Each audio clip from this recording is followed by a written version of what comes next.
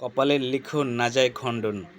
কয়েক বছর আগে এই মেয়েটির বাবা সাগরে মাছ ধরতে গিয়ে হারিয়ে যায়, নিখোঁজ হয়ে যায়, আর কোনো সন্ধান পাওয়া যায়নি। আল্লাহ রাব্বুল আলামিন তাকে একটি পুত্র সন্তান দিয়েছে, মাত্র 5 বছর বয়স। সে জীবিকার তাগিদে একটি ক্লিনিকে চাকরি করত। আজকের যখন বাসা দিয়ে আসছিল, সন্তানটি তাকে জড়িয়ে ধরেছিল। মৃত্যুর 20 মিনিট আগেও মায়ের সাথে সন্তানের কথা হয়।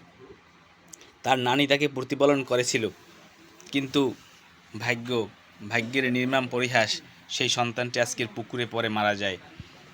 সেই বোনটির কি অবস্থা, তার পিতা চলে গেল, একটা সন্তান ছিল সেটাও চলে গেল, কি নিয়ে সে বাঁচবে?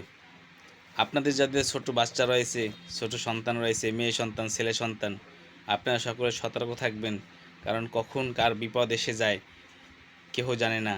অন্যের উপর ভরসা করে নিজের সন্তানকে রেখে আসবেন না। আপনার সন্তানকে প্রতিপালন করার দায়িত্ব আপনার। সবসময় সঙ্গে রাখবেন, সাথে রাখবেন, চতুর্দিকে নজর রাখবেন। ধন্যবাদ সকলকে ভিডিওটা দেখার জন্য। ধন্যবাদ। ভালো লাগলে লাইক কমেন্ট করে পাশে থাকবেন।